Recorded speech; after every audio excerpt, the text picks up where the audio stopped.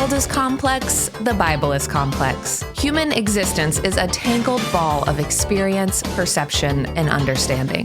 Ravel is a puzzling word, denoting both a tangling and untangling.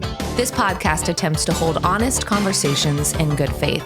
Some ideas expressed in this podcast will be challenging. Others will be obvious. When a PhD in biblical interpretation and a habitually podcasting man-child discuss matters of society, scripture, and scandal, you get Ravel.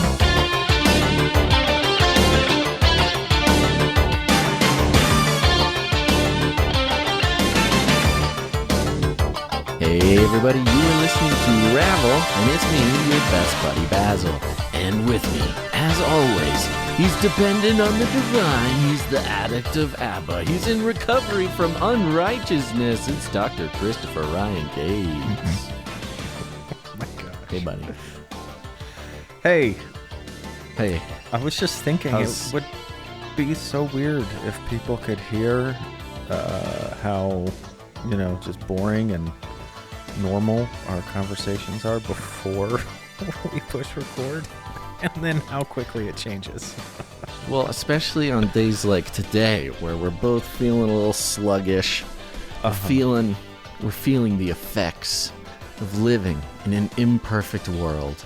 Yeah. In the fallen state of creation. And we're just normal guys. Just normal guys doing a normal thing.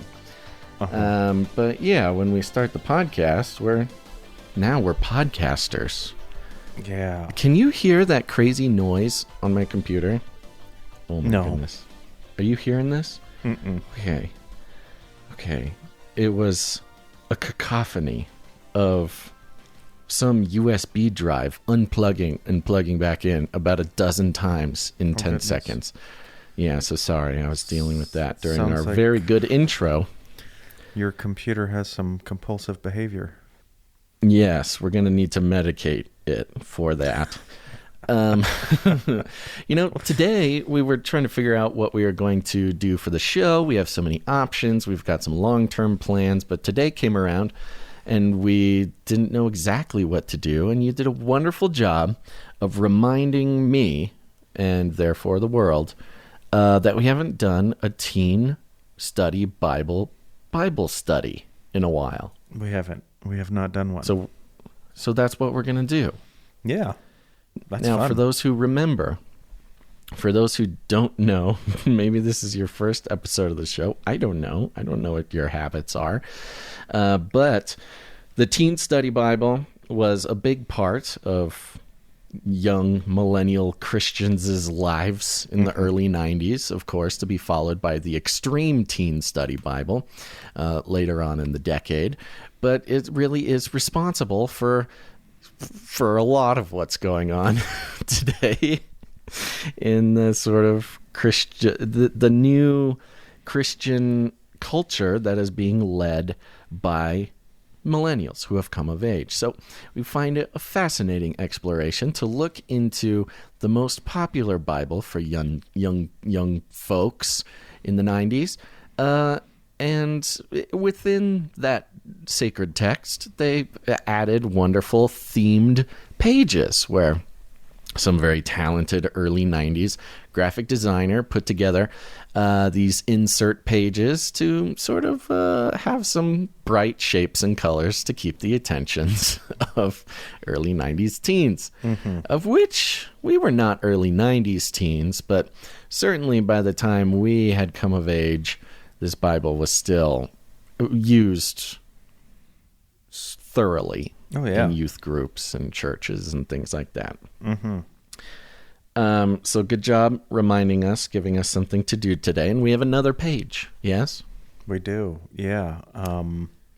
It kind of maybe was some kind of bibliomancy. I was just kind of grabbed it and I thought, we should do one of these. And I flipped it open. And, because the pages are those glossy sort of inserts, you're always going to open up to one of them anyway, because that's naturally just how it goes. Yeah. But the one that I opened to in particular is on the topic of addiction. And that is something, that I've been really contemplating a lot lately. It's something that I am seeing kind of wreaking havoc in the lives of several people that I know and love. And now as a pastor, I'm seeing a lot of it. And I just thought, it's kind of timely. It's something that's really been on my heart, especially the past couple of weeks. And I just thought, addiction. Yeah. I wonder what people's thoughts on addiction were 40 years ago. There were two primary promises made to young millennials. Maybe promises are the wrong words. There were two primary threats that were made to young millennials. Threats that, if not heeded, would certainly spell the end of your young, fragile life. And these two threats were quicksand and addiction. Those were the two main dangers that young millennials, more specifically, addiction to drugs and quicksand. And, it's been interesting growing up to learn that one of those threats really turned out not to be a very big threat at all. And the other one turned out to be way more common and way more popular, if you could use that word. Well, a much more of a daily threat to our well-being. That one being addiction, of course. Oh, okay. Thank you. Yeah. Well, I didn't know if it was quicksand. I was about to take this podcast in a different direction and make a whole podcast about quicksand. There's a good chance that the Teen Study Bible has an entire glossy insert about quicksand, but we'll get to that one on a later date. Now, of course, addiction, specifically to drugs, was such a big threat because early 90s, we were in the thralls, on the front lines of the war on drugs. Yeah. The famous the famous government sort of funded war, forever war, perhaps even the first forever war waged by the U.S. government, the war on drugs, which we know now didn't turn out so well. I mean, it turned out it worked out pretty much as well as the rest of our forever wars do, which is to say not very well at all. But we can talk about the state of the DARE program and Nancy Reagan's legacy later on down the road. Yeah. But to join the fight on the war on drugs was good old Zondervan, bringing us the Teen Study Bible and a very flashy, glossy, so early 90s graphic designed page on addiction. Do you have any thoughts about this before we jump in?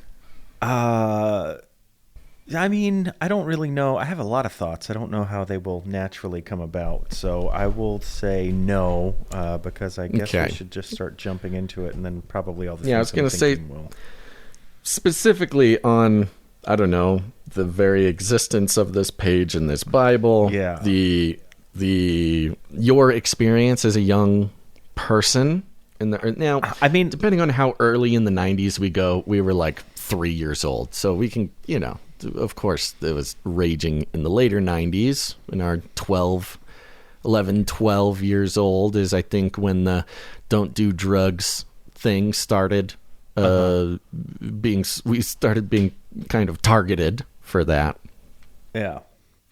Yeah, I mean, it's funny. I think we've talked about the Teen Study Bible being something of a time capsule, but like it really, indeed, it's almost a time machine as well, because when you see these graphic images on here, I mean, it just takes you right back to, the 90s. It just like screams at you. I'm 30 years old. Yeah. And when you say graphic images, you don't mean graphic images, right, like we're looking at pictures of car accidents or something. Just the sort of decorative kind flair. Of like the remnants of the kind of 80s graphic design where it's big shapes big, bold shapes, big, bold colors, gradients from orange to pink, triangles sort of inexplicitly thrown around willy-nilly, and truly offensive font choices. If we have any font enthusiasts, just truly an abomination, this mix of fonts. So, as usual, maybe I'll start to describe what's on this page and read a couple pieces, and we can start to react to it. Yeah. As we know, Nancy Reagan's War on Drugs for Children, War on Drugs Jr., it only lasted so long in Chris's life. I don't know what happened. Maybe we'll find some answers within this document here. So up at the top of the page, of course, big, bold letters, gradient coloring from orange to pink, a turquoise drop shadow behind to make it stand out from the deep purple background, and it says, addiction. And here's, as usual, as always, in fact, a definition. Addiction, noun, psychological or physiological dependence, especially on a drug. You know what? I think for the first time, I'm not so offended by the definition being given here. I think the especially on a drug part is a bit specific for their purposes, but what are you going to do? Yeah. Okay. That's interesting that you're so accepting of it, because that was kind of when you were asking about, thoughts. As I've been kind of looking over the page, I thought it's really funny that I feel like addiction anymore today has a much broader scope, broader. Whereas it used to be almost solely drugs. If you had an addiction, it was drugs or alcohol or something. And now, I think it's a little more commonplace to understand that addiction can come in a number of ways, and much more subtle ways, and often much more sinister ways. Yeah.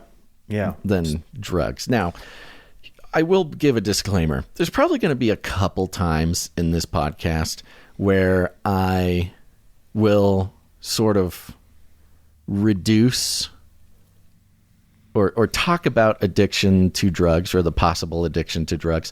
I might reduce it a bit, or it may sound like I'm reducing its impact or intensity, but I really am only going to be doing this because I want to explore some of the more subtle, sort of sinister addictions that I think that the focus on addiction to drugs and alcohol really left the back door open for a lot of people in our generation to then become addicted to lots of other things. As long as you weren't addicted to drugs, and as long as you aren't addicted to alcohol, then you're totally fine, and all your other addictions are just sort of, can be chalked up to character quirks or something.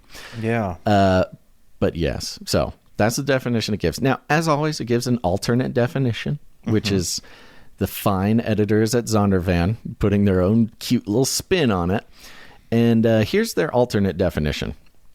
Something that's not good for you at all, but that you keep needing and wanting anyway. That one I'm kind of, I have a bit more of an issue with. Yeah, why? Do tell. As we know now, as sort of enlightened, know everything millennials, we're in the age of sort of the golden age of mental health awareness and things like that. Being addicted to an addiction to something that's not good for you at all is such a miss for describing addiction. It is an absolute whiffer on trying to nail down addiction, something that's not good for you at all. that's maybe one of the subtleties that our generation is so good at pointing out, is that I think a lot of addiction, sometimes even addiction to drugs and alcohol, are actually addiction to something that is maybe a little bit good for you for a second or in a very specific moment. But rarely is it something that's not good for you at all, but that you keep needing and wanting anyway. Yeah, you could make the argument even, that some people become addicted to healthy lifestyles, that it becomes... addiction to exercise. Right. Where maybe you're spending so much time and energy and money on exercise and fitness that your relationships suffer, maybe your work suffers, maybe your social life suffers, maybe something. Even though that might not be as fatal as a addiction to, well, if I'm going to go off of the things listed on this page, they have cigarettes, ice. Isn't that a great early 90s? Ice. I thought you were going to save that one for the end. I know. Oh, there's a better one. So cigarettes, alcohol, ice, cocaine, amphetamines, which they just spell out entirely. They didn't... It's a long word they tried to fit on this little circle. Crack, and this is my favorite one, dip. They put dip on there. I didn't even know dip was an official term. But for those who don't know, dip referring to chewable tobacco or non-smokable tobacco. Addiction to fitness or something like that, it might not necessarily be as fatal as addiction to cigarettes, ice, alcohol, cocaine, crack, amphetamines, dip. But, in the long span of your life could seriously diminish your quality of life. But that's just one example. Yeah. It's interesting to consider what the difference is between, an addiction and then something that you actually need, like where is the line between those things? And I guess need or is just helpful, sort of helpful at times. Yeah. I mean, there's an argument, and I'm sure, here's the thing. I'm also going to say this. There are going to be people who listen to this podcast, and I know them personally, a lot of them, who have struggled with true drug addiction, and it is sinister, and it is impossible. I think it's impossible. I don't know how people get out of drug addiction. It's truly a heroic effort to do, and is so rare to truly recover from a real drug addiction that I am astounded by the people's ability to do that. But on top of that, in addition to that, aside from that, there's a real argument to be made that with the level of stress and the danger of stress that I think maybe we know more about now than we did in the early 90s, stress can kill you quicker than almost anything. Depending on your level of stress, you can be under a level of stress that can kill you in a year. Damage your heart, damage your other organs, damage your brain, along with your relationships, your ability to tolerate your children or whatever. For some people, drinking a beer responsibly might just be enough to truly act as some sort of medication. Now, of course, drink responsibly, folks.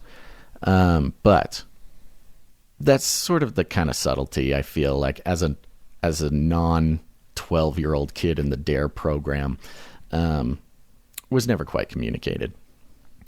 Yeah, we have talked about it in the past on the show. I know I couldn't tell you when or how long ago it was, but when it comes to even the Christian community, and particularly in Baptist life, and definitely in some of the charismatic circles too, so you don't feel left out. But they have they take a strong stance on alcohol, and it's just you can't even touch it kind of thing. You need to stay away from it, or bad things will happen. And I find that it's we don't take that stance with very many other things, except for perhaps crack and ice and cocaine. Yes, that was definitely one of them.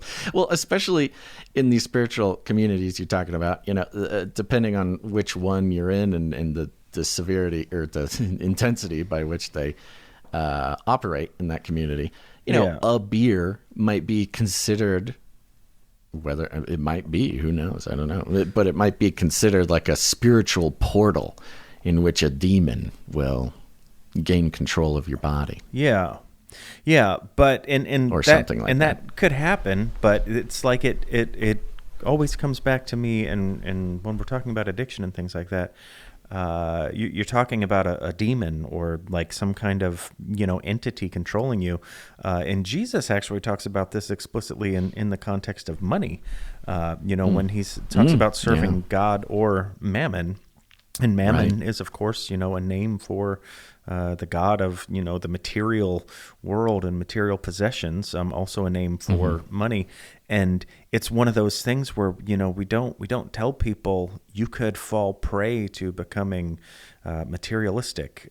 You could fall prey to becoming addicted to your bank account, your finances. We don't do that. We don't just carte blanche tell people to stay away from it. Only with alcohol, it's very interesting, that one in particular. But then, of course, you have these others, and honestly, there's really a discussion to be had about a lot of these when you get into even some of these hard drugs, amphetamines and things like that. I mean, they're prescribe those for ADHD anymore, so it's like, should you never ever touch an amphetamine? Like, are there appropriate times to use it? It's like the discussion gets very, very broad here, but you certainly know. You don't always know, Chris. People on the outside can look and know. Don't you know that Hitler took amphetamines? You want to be like Hitler? They're prescribing Hitler drugs to kids these days. Yeah. Can you believe it? I know. Yes. I mean, okay. So the danger is there for almost anything. So to say there are some, where it would be like I can't, make any justification for smoking crack. At least myself. I don't know. You have a hard day at work. You just want to go home and relax and smoke some crack. Yeah. Man, so many political jokes I'm not making.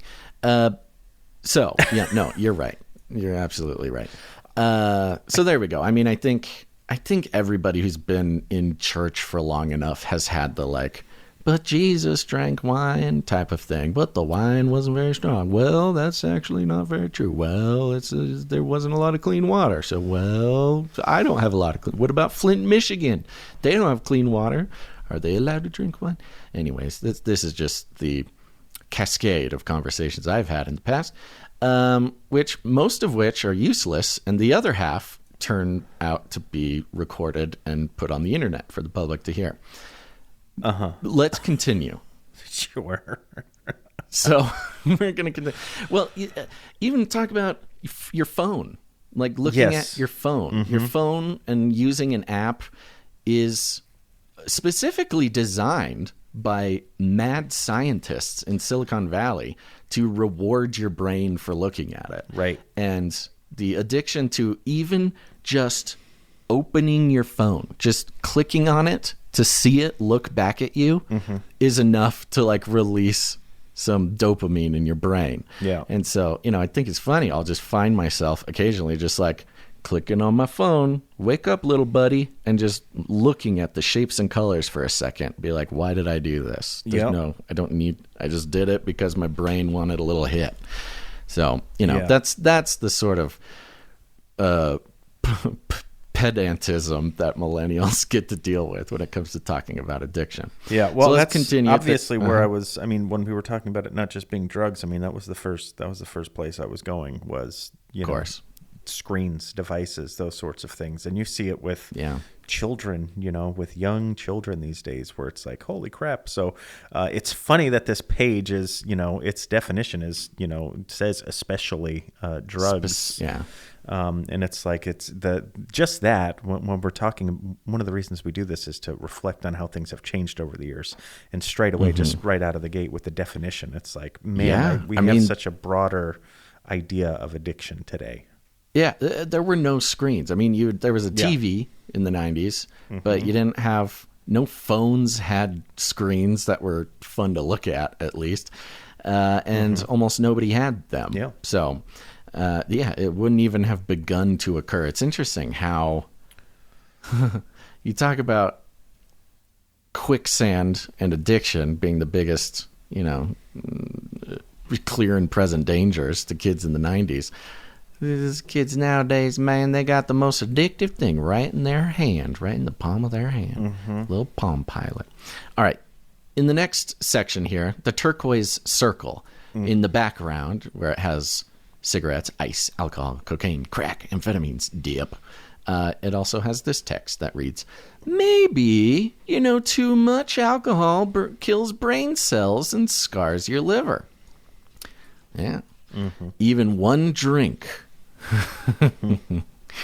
I love this. They take it, they turn it up to 11 every chance they get. Even one drink lowers your inhibitions and messes up your judgment. Okay. Even one drink, Chris. That's why alcohol is linked to so many teen pregnancies and to over half of the serious car accidents in the U.S. So there you go. Even one drink can get you pregnant, kids. Don't even think about it. What are you going to say about this? This is just so classic. It's just so very classic for the 90s Dare program type of thing. I mean, that was even the Dare tagline at some point. Dare, not even once. What's that? Was that the tagline? I don't remember. It was, I think. It could have been. Maybe it was in one of the commercials or something. Yeah. It was like, not even once. Don't even think about it, kids. Which is good advice for kids, of course. Yeah. What it does. I mean, it makes an interesting point. It seems over the top, and it's quite matter of fact and right to the point. Oh, it goes higher. There's a top too. Yeah. The top is further down, but I hear what you're saying. But I'm just thinking about, like, even in relation to myself, to my wife. She's like one drink and done, and sometimes she can't even finish the whole one, and she will start to feel a little bit loopy from time to time, and that's because she seldom ever. I mean, she might have a drink 3 or 4 times a year, and it's usually just only one, and that's about all it takes. So I'm giving them the benefit of the doubt. Of course, she's 100. That's a good point. 10 pounds soaking wet. Especially with a child. Yeah, a kid. Yeah. You or I, large human men, descendants from Vikings. Yes. A beer probably isn't going to do anything. But to a 12-year-old kid at youth group, yes, I guess a beer would be enough to cause some problems. Yeah. I mean, there's something to be said about, the effect that alcohol has on you. And this is something, I've had conversation about it before, and I don't know that it always is entirely sinful and wrong, even in the eyes of the Lord. And I think there's a good biblical case to be made that alcohol does have a tendency to, lower your inhibitions. Obviously, with enough of it, I think everybody who's ever experienced alcohol before has found themselves, if you've had one or two too many, you realize you don't make the best decisions. That's pretty common knowledge. But the effect of that it does start immediately, even if it is, marginal to begin. So it's something where... Is that true? I would think so. I mean, it's... Even us, 200 plus pounds strong men? Yeah, I've never... There's some sort of like subtle, instant shift or something that is imperceptible? I think it depends on how quickly you would consume it, right? So one drink over the course of 2 hours is obviously, your body's processing it. If you shotgun it, though, I think... I was going to say, should we have a Ravel shotgun contest? Oh gosh. I'm actually I'm in the middle of a 90-day abstaining from cleanse thing. Yeah, just from everything. And it has a lot to do with kind of how we open the conversation, that there are people near and dear to me who are, struggling through some of these things. And now, especially as a pastor, I'm just kind of like, it's hard to tell somebody, hey, I think you got a problem with alcohol, and sit there and have a drink with them. So I'm actually, I could not shotgun a beer right now, but if you want to do it, and let me know if you... you could not. You mean you will not? Yeah. No, I'm in the same boat. I also will not shotgun a beer. Okay. Right? Well, was that a big thing in your high school when you were in high school and you were testing the waters? Well, I was in a different circle. Mostly the jocks were out at the keg parties and doing all that, and I was we were into the psychedelic drugs and things like that. The hippie kids. Yeah, every once in a while I'd go, have some beers, and sure, shotgun them, whatever. It's fun, I guess, every once in a while, but no, it wasn't like a lifestyle for me. It's more of a social event than it is a pleasant thing to do. Don't shotgun beers, kids. But the point I was making is, I think that if you consume an entire beer in 5 seconds, I would think that it would start to have some kind of, you would feel a little bit lighter, in your shoes, and that sort of thing. So, I don't want to, of course, that's not going to, you're usually not going to just end up in bed with somebody that you wouldn't have 5 minutes ago just because you had one drink. But you never know. You never know what might happen. You never know. It can happen. Did you ever... Oh, I'm having the craziest deja vu right now. Did you, when you were a kid, this is just turning into Basil and Chris talk about high school hour now, but did you have the Power Hour? Are you talking about the show that was on like TBN or whatever? No. No. But now that you think of it, yes, I think there was a Christian show called The Power Hour. No, The Power Hour is where you take one shot of beer once a minute. Oh. Every minute you take a shot of beer, and it doesn't sound that intense. It sounds, in fact, it's sort of silly how easy it is. But with the timing, it turns out to be like 5 beers in an hour. Yeah. And it's a dangerous thing. Don't do it, kids. Anyways, back to the Bible. Gosh. Yes, this is... That's why alcohol is linked to so many teen pregnancies and over half of the serious car accidents in the U.S. because you have teens doing the Power Hour. It continues here, and this is where it gets good. You, it says in gigantic purple letters, you probably know drugs give you a high, but then drop you into the pits. Once you're hooked, you've got to have them. Most burglaries and teenage prostitutes are drug-related. I didn't know there was a 12 on the knob. I knew it could go to 11, but Zondervan found another number on the scale. It's a 12. And then it uses this fun word, druggies. Druggies don't live very long. You're smart if you keep away from drugs. So a good declarative right there at the end. You're smart if you keep away from drugs. Yeah. Now, this was the interesting... I find this paragraph to have some more engaging concepts. Mm-hmm. So you probably know that drugs give you a high, but then drop you into the pits. Mm-hmm. Okay, fine. I I think sort of, I think that's arguable on sort of a scientific level, but every drug is different, so I'm not going to argue that point. Once you're hooked, you've got to have them. Most burglaries and teenage prostitution are drug-related. It's almost a non sequitur that they add in here, which is, you take the drug, it drops you into the pits, then you got to have more, you're hooked, and then you're burglarizing and being a teenage prostitute. Which is just the efficiency. You know what this is? It's efficiency of language. They have to fit everything onto one page. The only possible explanation. It's efficiency of language. Now, here's one thing I did find really interesting, though. Referring to it gives you a high, but then drops you into the pits. There's some really interesting studies out, and some sort of philosophy that comes out of that. For example, take a gambling addict.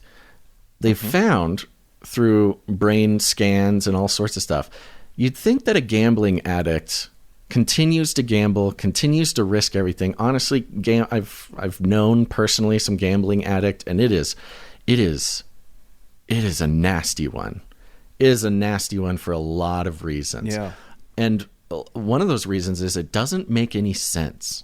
Because what they found is that someone who is addicted to gambling is not actually addicted to winning.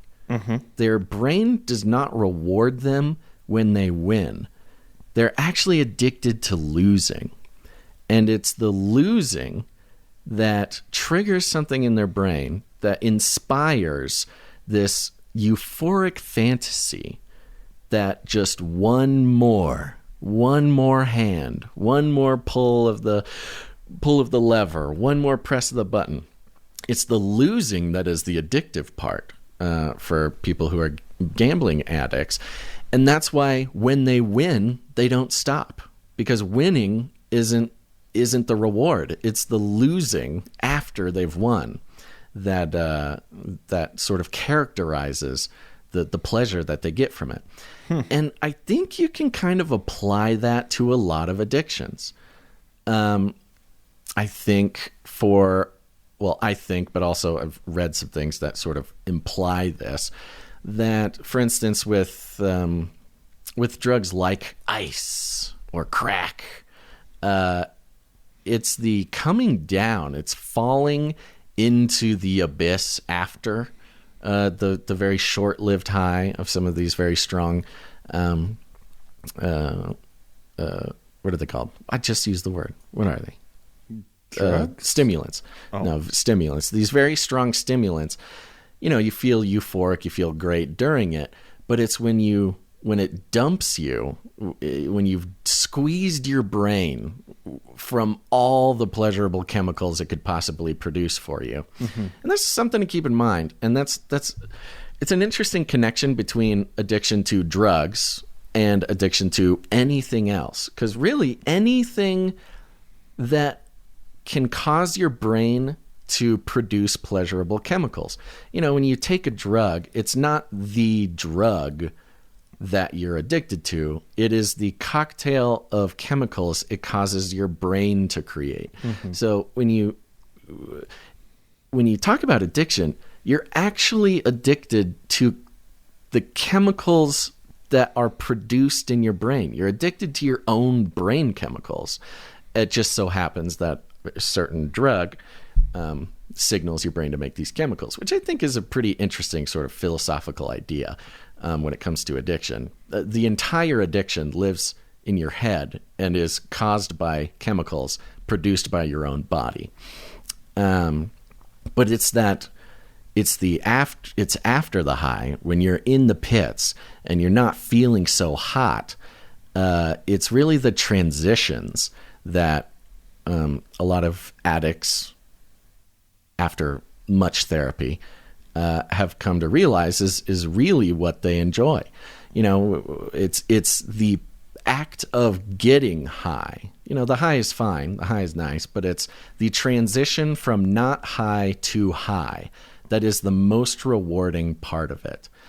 And so when it dumps you in the pits, it's actually a wonderful opportunity to feel the joy that is going from not high to being high again. And with alcohol, it's similar. More people might have this experience. You know, the most pleasurable part about drinking alcohol or a beer or wine or whatever is this very small space between 1 and 2 drinks.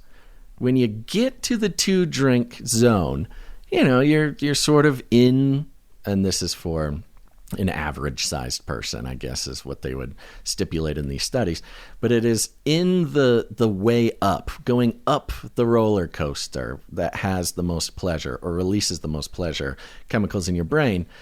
And then everything after that, you're sort of just chasing that initial transition of state. Does that make sense? Yeah, I don't know that I've ever heard, a study or any findings like that before, but it does. Oh yeah, it's fascinating. Make sense. So you're a pastor. Uh-huh. During my time when I was I'm still a pastor, but I for the past few years have not had as much direct contact with a congregation as I have in the past. You know, you work with a lot of addicts. You work with people who are at various stages of recovery. Mm-hmm. You don't naturally figure this out. The natural inclination is to think that, you know, the more of a drug or alcohol you have, the happier an addict is. But my goodness, a lot of recovered addicts, they will tell you it is the first sip of a beer that's the nicest part. It's the first hit of crack that is where the true relief lies. And so that's why when you get dumped on your butt afterwards, it's even more pleasurable to it's an opportunity to get that breath of fresh air, as they would call it, again. Yeah. Have you worked with any or a lot of addicts, or have you come in contact with recovery programs like the 12 Steps or anything? I have, and I mean, I know, people who, struggle through addiction. I would say that I have, something of an addictive personality myself, and that something that I want to get to. We've kind of circled around it a little bit here, but just is that in the nature of every human being in one way or another. But I have been around it, and I have heard some testimony that where you just kind of described like the first initial contact again is one of the most pleasurable, and I guess it really causes you to wonder if it's just continually trying to chase that same feeling again. Like if that one is the one that's the most pleasurable, then why have a second sip or a third, or why does it persist? And that is one of the curiosities of the whole thing for me. But I in abusing various substances in my own life, I was always seeking the pinnacle. Like for me personally, I always wanted that one, sort of experience that you had, whatever, maybe the last time or the first time, or you always want to get back to that. You want to get to the top of the mountain. Yeah. Well, especially with entheogens or hallucinogenics. That's a little bit more involved in that journey. Seeing just how far out you could possibly go safely without feeling like some creature is scraping your soul out of your body. If you've ever been there, but yes, we digress. That's an interesting perspective or take on it, or reality. I'm not trying to reduce what you've said to a perspective. No. I mean, and this is just, I'm not. It's a subtle thing. It's a subtle thing, and that was in particular that point. There's some interesting science behind it, and with the addicts that I've worked with. I won't say all of them, but the ones who I have talked this much with, they've said that once they realized that, once they really internalized the fact that they were really just chasing the first hit every single time, or the first drink or something, even though they'll have whatever, 5, 10, 15 drinks in a night, it was really the first/second one that they were chasing the whole time. And then there's just some, if you're not mindful of it, you don't realize you're chasing that exact moment. But coming to that realization was a big part of a lot of people I've known. It played a big part in their recovery. Yeah. So I do want to hear more about your own addictions, Chris. And I will stipulate, of course, everybody here understands, and we all love you.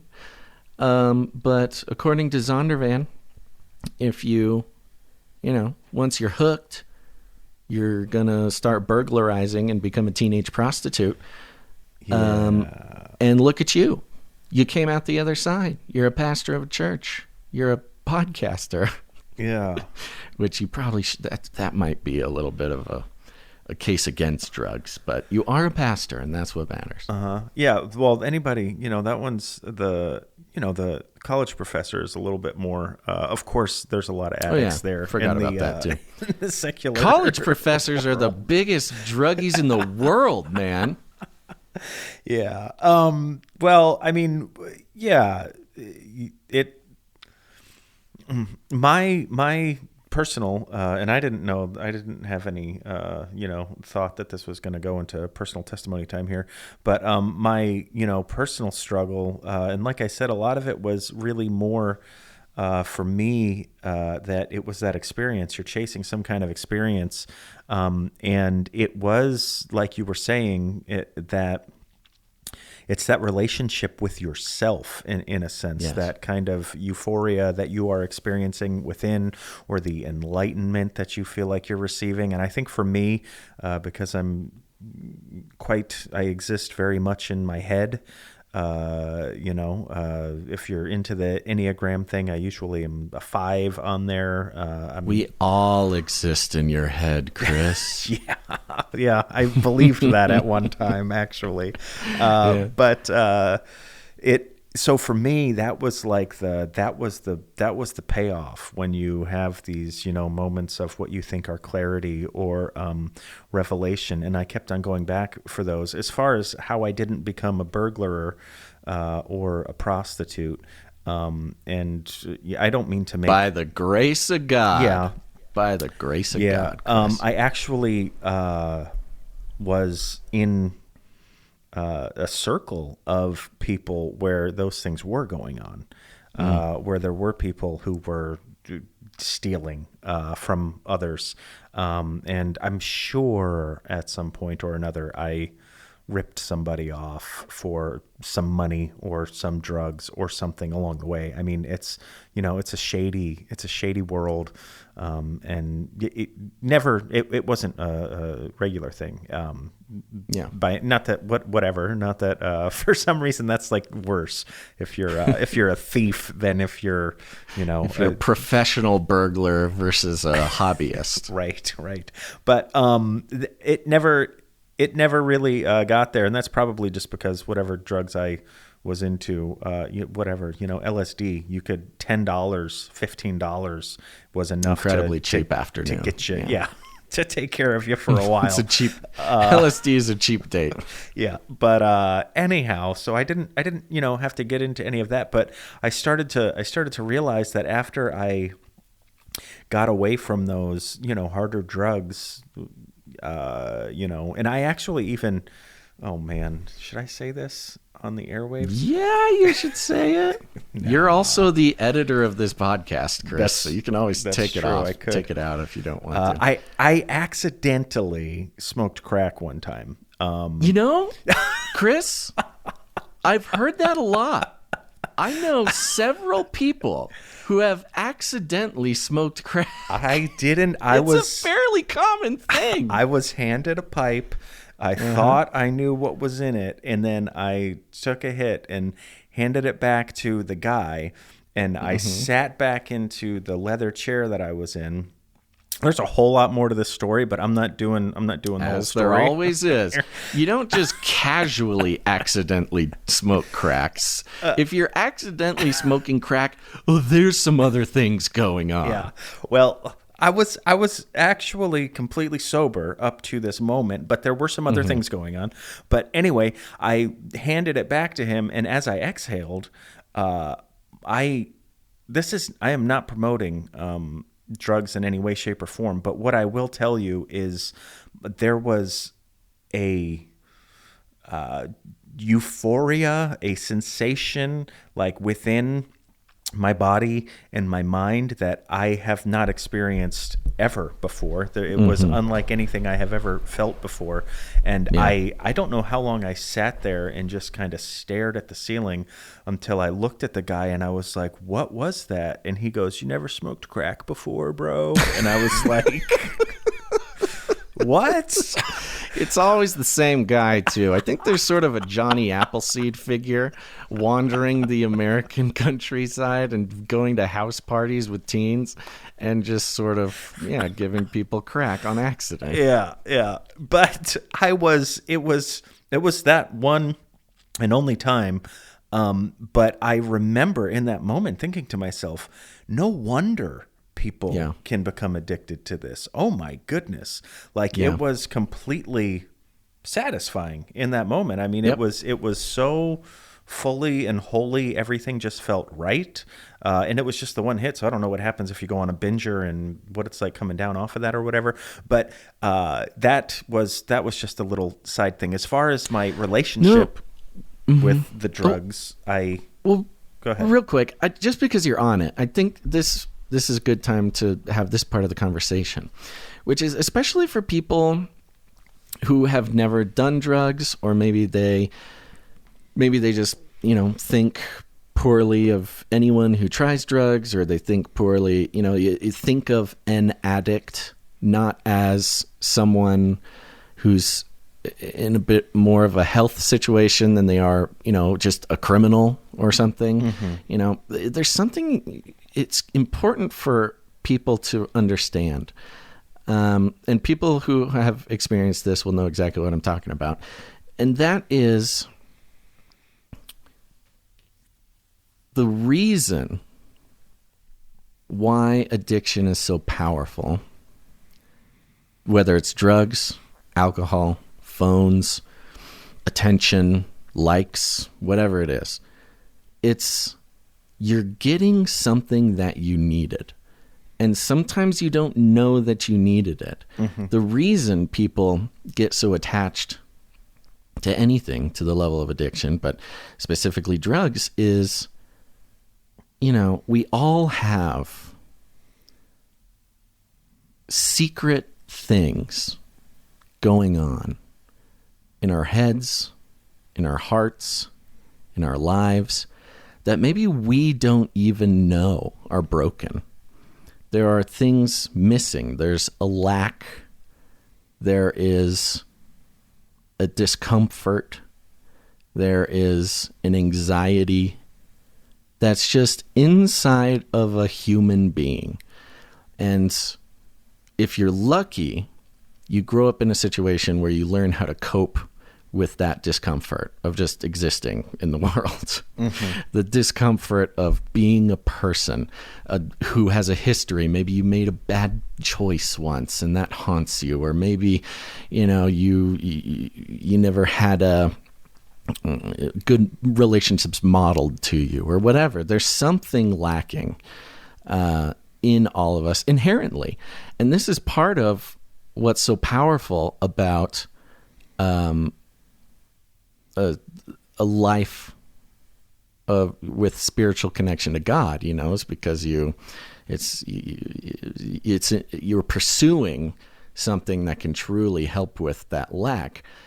But whether you know it or not, there's something inside of all of us that is at some degree of discomfort. And there are times when you glimpse a moment, even if it's just a split second, or maybe you accidentally smoked crack, or maybe something, you drank your first beer or something. And it's different for everybody. I'm not saying it's the same for everybody. It could be a different thing. For some people, it's skydiving. For some people, it's different stuff. But whatever it is, you have a moment that gives you an experience that makes you feel okay, or makes you feel whole, or fills that lack for just a moment. And that's, a part of why being addicted, or the risk of addiction, is so prevalent in all humans in all times, with various different things to be addicted to, is because for a second you can live a life without that lack, or or it's numbed, or you're distracted, or something, but something that makes you feel okay. And that's where, the second hit of crack can come in, and the third, and you go, oh my gosh, I've been missing something for so long. And that's why, finding God can be so powerful for people, because there we go. We made it. So we made it there. Of course you knew that's where I was going, because, it's sustainable and in a lot of ways significantly more powerful of an experience than even accidentally smoking crack can be. Mm-hmm. And so that's why I truly feel so much compassion for someone who finds themselves in addiction, because what happened is they found the thing that made them feel okay for a second, and it just got out of hand. And that happens, it gets out of hand. But really, you got to remember, people who are caught in addiction, maybe you have a family member who's who does not have control of their drug use or alcohol, or maybe you have I have a friend who's addicted to bad relationships, and that's difficult to watch. Yeah. And there's just something in it that fills the lack for a second. And so I truly do have an immense amount of compassion for people in addiction, which I think is one of the more uncomfortable parts of society for me, is when somebody acts as if an addict is just sort of a pure criminal. Yeah. They may also be criminals. In fact, many of them are. And so burglars and prostitutes. Burglars and teen prostitutes. But they are just a person who was in a place that was so uncomfortable that getting into this addiction seemed like a better idea, a better idea than not getting into it, which of course we know is not great in the long run. Yeah. But it's just something to think about, when you come in contact with people. I mean, I know that I can think of, pretty much everybody in my own circle, and the folks that I was using drugs with, the folks that I know are still struggling with addiction. And you can, in almost every one of their lives, and in my own life, you can point to the deficiency. You can point to the thing that you're talking about, that hole that they're needing to fill or wanting to fill. And it's quite obvious. And of course you made it to the answer of the gospel, which I knew that we would at some point. But that really, for me, and that's where my addiction, my struggle with addiction kind of took me. I got kind of out of the hard drugs I was doing when I was a teenager. And then, of course, I'm in my early 20s, and now I can go buy alcohol if I want to. And I realized there was a time that I was like coming home and just putting down rum and cokes like nonstop into the evening. Classic. Because the evening just felt so much better. And I realized, oh man, I'm having trouble with this now, and that became an addiction. And then of course, like, we haven't even got into pornography, but that a huge addiction for almost, I mean, we used to say young men, but anymore, I mean, it's almost everybody at this point. Everybody, yeah. And as accessible as it is, and that's another way that people fill, a void somewhere in their heart or their soul. And of course, I, had my struggles with that and my time through that. And it just kind of was one thing to the next, and you realize, like, all of this is destructive. All of this behavior is destructive. And going back to this definition that they offer, that's how I think that we I wouldn't say that every addiction has to be destructive, but certainly these things that are destructive are addictions that we're tearing ourselves down repeatedly by doing these things. It's either of some extreme financial consequence, or it's damaging to your relationships, it's damaging to your own body, to your mind, any of those sorts of things. And you start to realize, like, I'm trying to fix whatever's broken, but ultimately it never gets fixed, and I'm really doing damage to myself. And then you finally at some point come face to face with the Lord, with the maker of your soul, with the person who knows you better than you know yourself, and they point right to the thing that is deficient in you, and they satisfy it. And that, I have had those moments, and it was like you were saying, it is better than any kind of drug, better than any accidental hit off of a crack pipe, better than any hallucinogenic, to come into contact, your soul, with its maker. And it is euphoric. And it's something that actually, and I had this experience one time, and I think I'll share it here, because a lot of my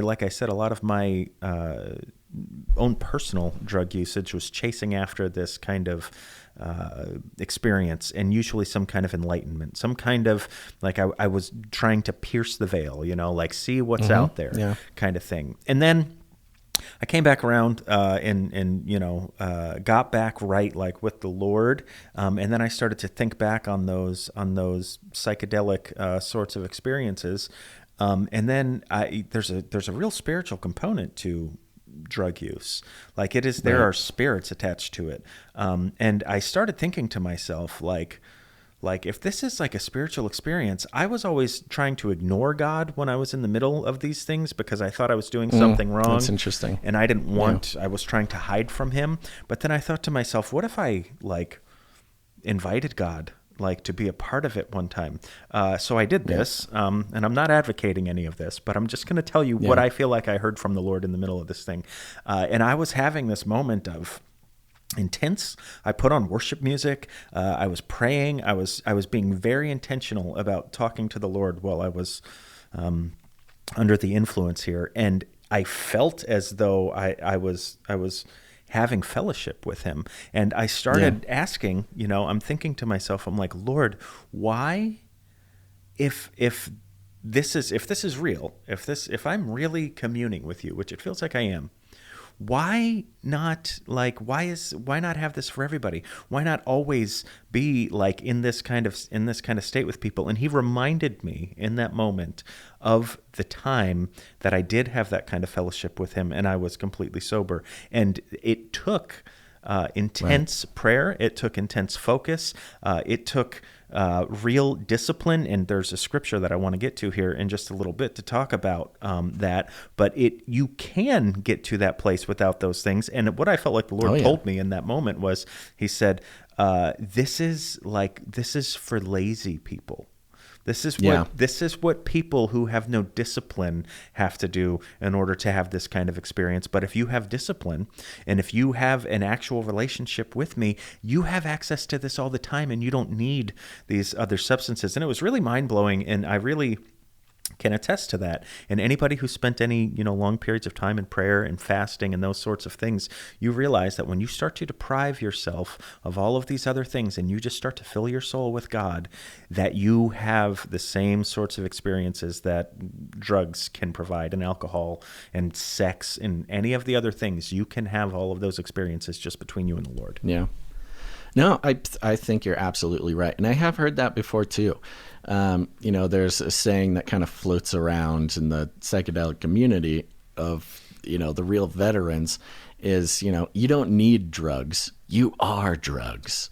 And it's not exactly the same thing you're talking about, but it is sort of this recognition that the connection that one might be looking for is available to them without having to take the drugs, And when I was talking about the lack and the discomfort, I think the word that really rounds out what the experience of that is disconnection. So you feel disconnected from something. Maybe it's yourself, maybe it's God, maybe it's the world, maybe it's, the people around you. It's disconnection. And drugs in all their forms are kind of a cheat code to feeling connected in a way. Mm-hmm. And I'm kind of specifically talking about the early stages. Of course, addiction does myriad things to disconnect people from all of these, desires, but it is sort of that feeling of connection that brings a relief. And I think you're exactly right. Making true connection with God is the repairing of that lack. It is what is to be found in small quantities in earthly pleasures that is available in its fullness at any time. Yeah. And I think it's interesting sorry, did you have a comment on that? No. Yeah. No, I was agreeing with you. Finish, but I do have a follow-up. I also think it's interesting that the most prevalent, arguably most effective, most popular, the first go-to whatever for addiction, in this case specifically alcohol addiction, is the 12 steps. The Alcoholics Anonymous, Bill W. type of thing. And you go through the 12 steps, and I'm sure there's some listeners now that can recite them by heart, but I've got them in front of me. Are things like that. I mean, you read the 12 steps, and for me, it's kind of like you're just reading through the process of the Christian life almost. We admitted that we were powerless over alcohol, that our lives became unmanageable. 2, came to believe that a power greater than ourselves could restore us to sanity. 3, made a decision to turn our will and lives over to the care of God as we understood him.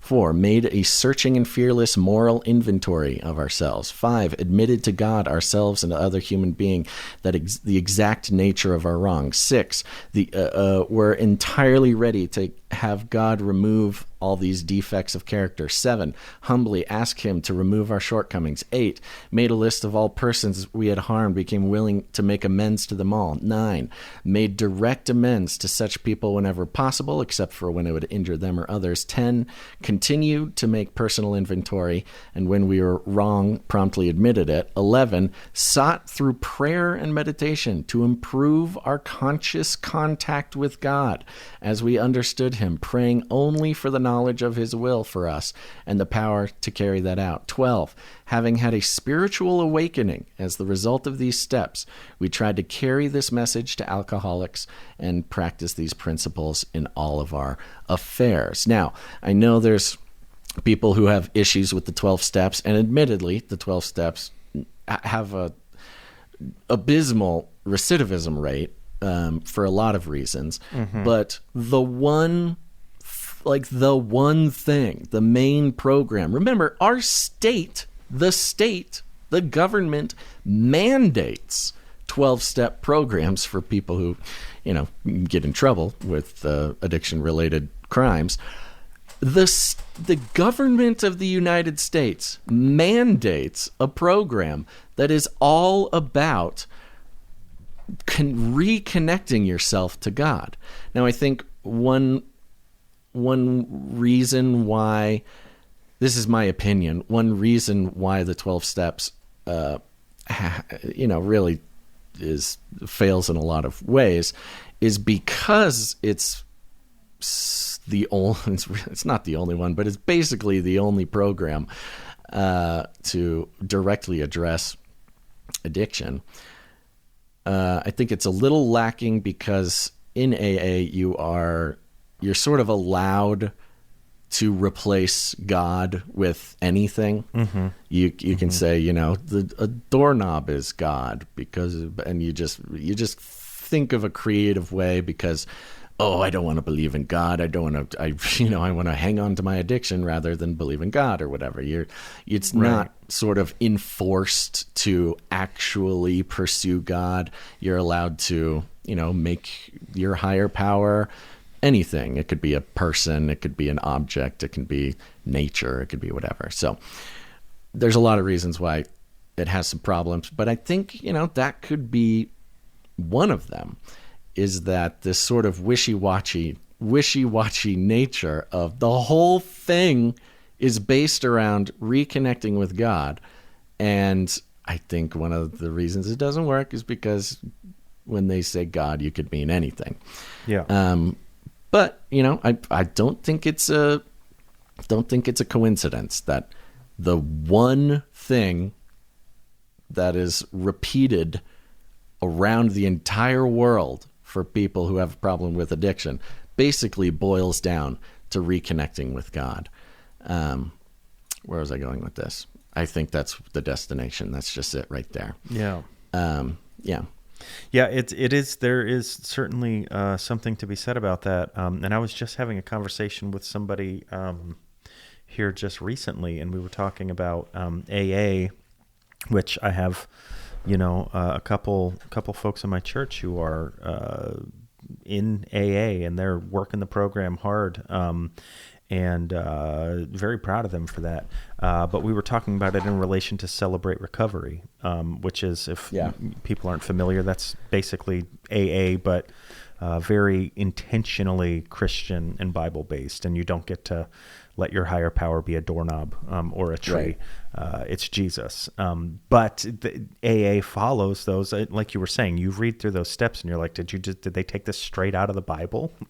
Yeah. And they pretty much did. And it reminds me of the ministry of Chuck Colson.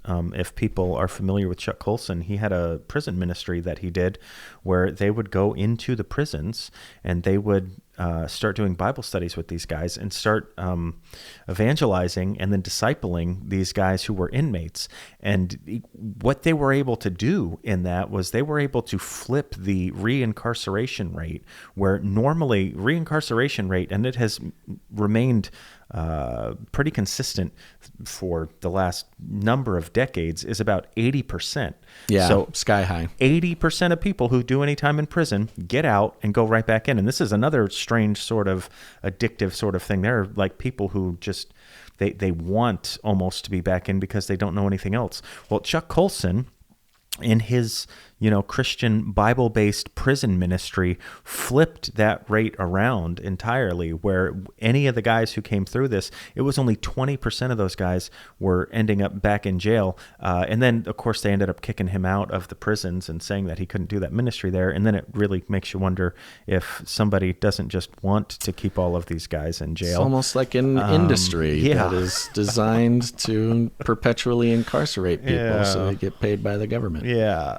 But that is just that I submit that as a further piece of evidence, I think along the same lines as what you were saying with AA, that there is true, demonstrable, transformative power in the gospel, in Jesus, that he really, really changes people's lives. And we see it all over the place. Anytime that you can take whatever the thing that lack that you have in your life, and the God-shaped hole, as is so cliche anymore, and you let the Lord in to fill that place, it changes people's lives. It transforms people's lives. And I'm just jumping in to agree with you on that. But to kind of come back to that last little bit, I had said that there's a scripture, and when we're talking about addiction, there's one here on this page that we'll get to as we round this thing out. But when I think about addiction, I always think about the passage from 1 Corinthians chapter 9.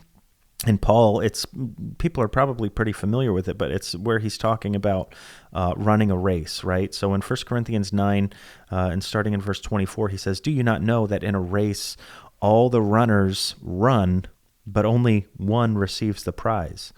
Run in such a way so as to take the prize. Everyone who competes in the games trains with strict discipline. They do it for a crown that is perishable, but we do it for a crown that is imperishable. Therefore, I do not run aimlessly. I do not fight like I am beating the air. No, I discipline my body and make it my slave, so that after I have preached to others, I myself might not be disqualified." And that is like the relationship, I think, that you end up having when you are in addiction. And whatever that addiction is that you have become a slave to alcohol, you've become a slave to marijuana, to amphetamines, to ice, to dip. You've become a slave to these things. Mm-hmm. They tell you what to do. The alcohol tells you will have a drink now. You will do it, and you end up complying to, and again, it's all actually like in your body, but you have a relationship with this thing outside of you that is controlling you. And what Paul says here in this passage is he says, in the race of life, which is, of course, just, a metaphor for our spiritual lives and the spiritual reality that we all live in. But what he says, I don't let anything master me. I am the master of my own body, and I discipline myself. I tell my body what we're doing today, not the other way around. I'm not a slave to the whims of my body, to the sensations that I get from the chemicals that are released in my brain when I touch this thing or that thing. No, my inner man tells my outer man what's going to happen today. And that is, like, for me, that's one of the most satisfying things about overcoming addiction, is that you are in control. Like, you actually have control of your life. And it feels really, really good to be able to have control and to be able to say, I am doing what I want here in this situation, which is hopefully what the Lord wants, but that is not contingent upon any kind of external, thing that's telling me what I ought to be doing. So I really just like that passage of scripture there, 1 Corinthians 6, and the way that Paul talks about it. No, I love it. Oh, that's 9 actually. There's something in 6 too, but 1 Corinthians 9. There's a couple more pieces here to read off the page. Mm-hmm. Are you ready? I am. It continues. Lots of things that aren't as scary as drink or drugs can still get control of your life. They can fill your time, fill your thoughts until you become an addict. Remember Romans 8 and be sure that the only thing in control of your life is the Holy Spirit. And I think I think they got the point on that one. And yeah, lots of things that aren't as scary as drink or drugs can still get control of your life. We've talked about phones. We've talked about social media. We've talked about relationships. We've talked about all these sorts of things. For me personally, it's Burt's Bees chapstick. I am a hopeless. I know it sounds funny, but it's a problem, man. It's a big problem. And just like addiction, it's not necessarily having Burt's Bees chapstick on that gives me the high. It's it's putting it on, that first moment where the minty coolness soothes my dry, chapped lips. It actually is an actual problem. If I don't have it on me at all times, even the thought of not having it on my person starts to make my lips hurt. So if anybody knows a support group that I can join, or simply just pray for me, brothers and sisters, because every podcast that I've done since 2017, I probably put chapstick on like 3 to 4 times, including this one. Yeah. You have confessed this to me before, so yes, I've confessed it. Yeah, I've been trying to be open and honest about my problem. Because that's one of the more dangerous parts of addiction is its secretive nature. It trains us to keep secrets. It trains us to hide in the shadows. It trains us to doubt ourselves and hate ourselves and not accept love and acceptance from other people. It really is one of the more diabolical parts about addiction is that it tricks us into thinking that we are unworthy of recovery. So I try to, be as open and honest about the Burt's Bees thing as possible. And if anybody wants to help facilitate my addiction, you're welcome to send us some chapstick. Thank you to everybody who has done that in the past. I really appreciate it. And the page ends here with a passage from Romans. Those who live according to the sinful nature have their minds set on what that nature desires. But those who live in accordance with the Spirit have their minds set on what the Spirit desires. You, however, are controlled not by the sinful nature, but by the Spirit, if the Spirit of God lives in you. And I think it's interesting that it kind of goes back to what we were talking about. Now, you could say, those who live according to the sinful nature, therefore have their minds set on that nature's desire. Or you can think of it in another way. It's not even thinking about it. It's just sort of syntactically, it can also work by turning it around, saying if your mind is on that nature, on that desire, then, therefore, you are operating in the sinful nature. So the nature, develops after the action, the mindset, the things like that. So, again, it's not necessarily, I guess we can have the predetermination conversation some other time, but it's not necessarily that you are by design stuck in a nature. It is the target of your heart, the target of your desire, which you do have control over, like you said. Taking control of that, desire, the mindset, things like that, therefore characterizes you as being either in sinful nature or in a nature directed by the Spirit of God. And it's, for those who might be dealing with addiction, it is an incredibly, again, to go back to it, I am astounded by those who are able to overcome addiction. And those who have done it, that I've known personally, it comes from the reframing of your situation, because if you think you are a slave to something, that is what keeps you a slave to something. But if you can determine that it is the other way around, it helps take steps, at least, towards the nature that you desire instead of the desire of your nature. Yeah.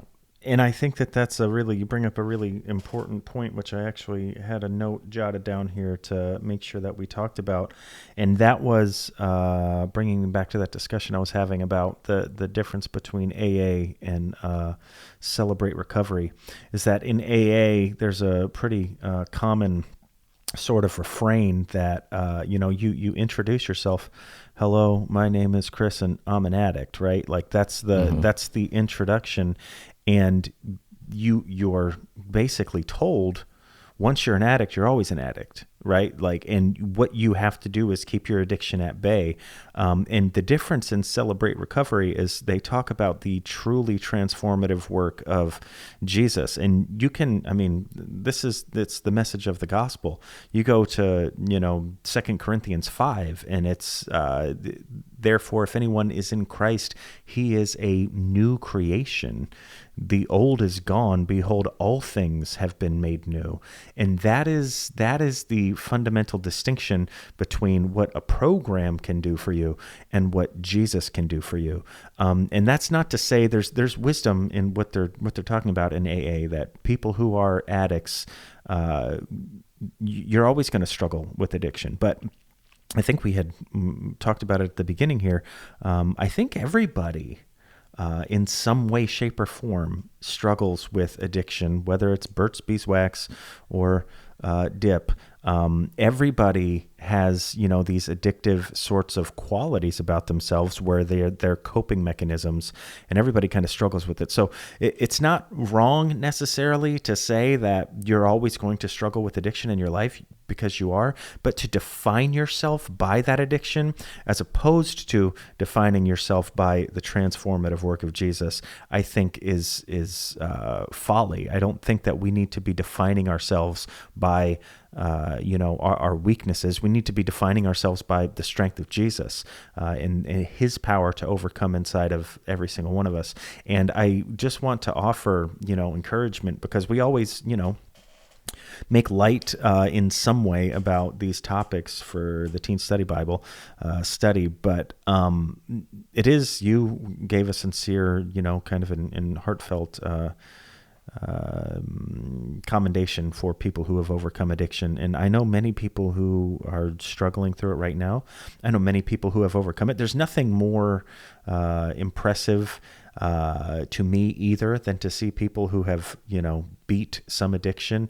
It just fills my heart with such joy to see people walking in fullness. And whether it's because of Jesus or because whatever, if they're an atheist, but somehow they got off of it, it's still cool. I mean, I'm concerned about their soul and what's going to happen to them when they die. But to see people have chains broken off of them, there's nothing greater than that. And if you are a person who maybe still is out there struggling with chains that are on you, I just want to encourage you, and I want to tell you, I have been there.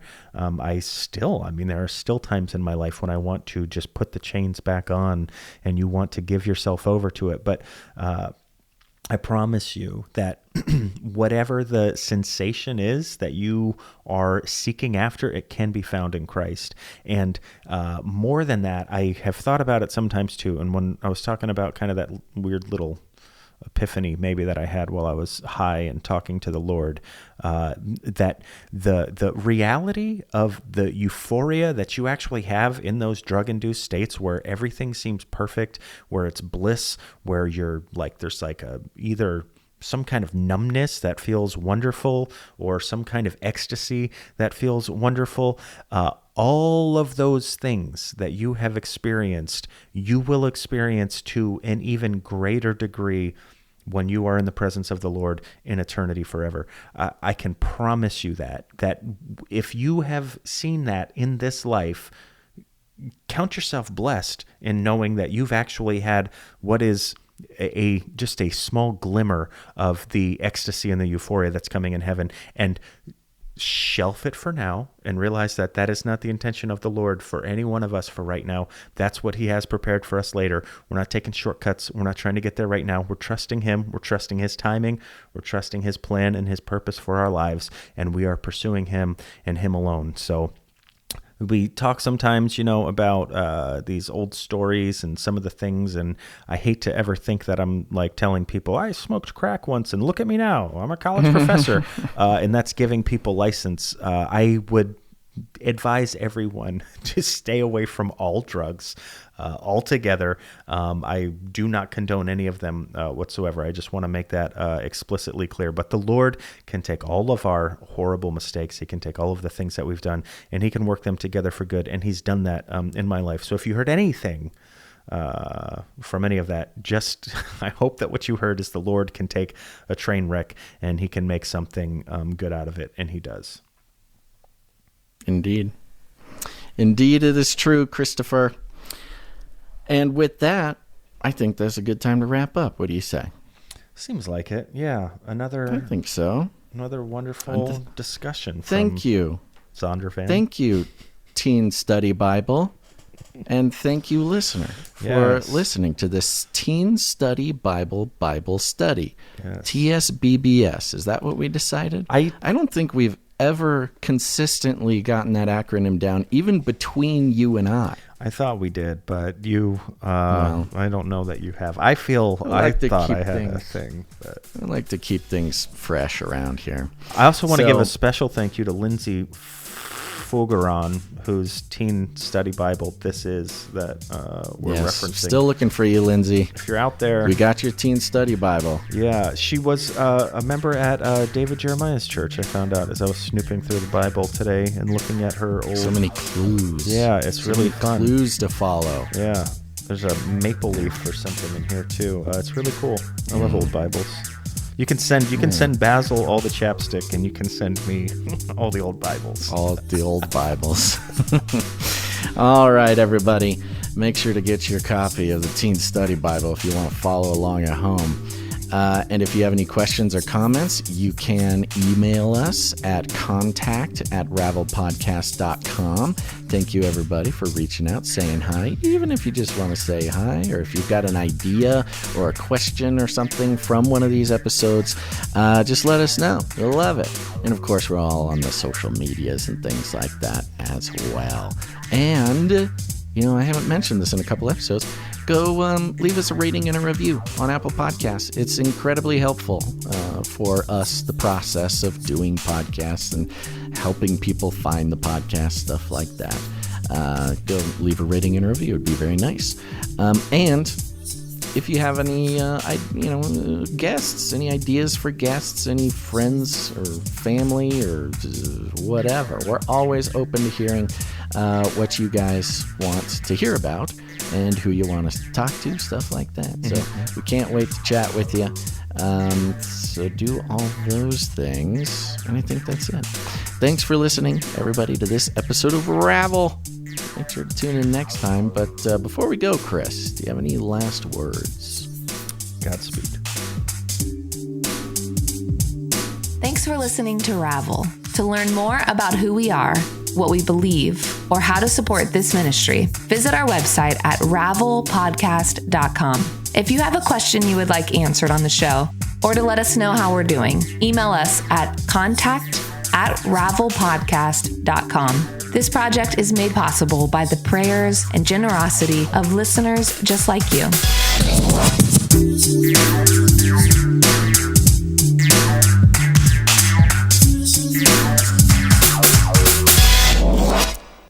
I knew it would be something like that. You know me well.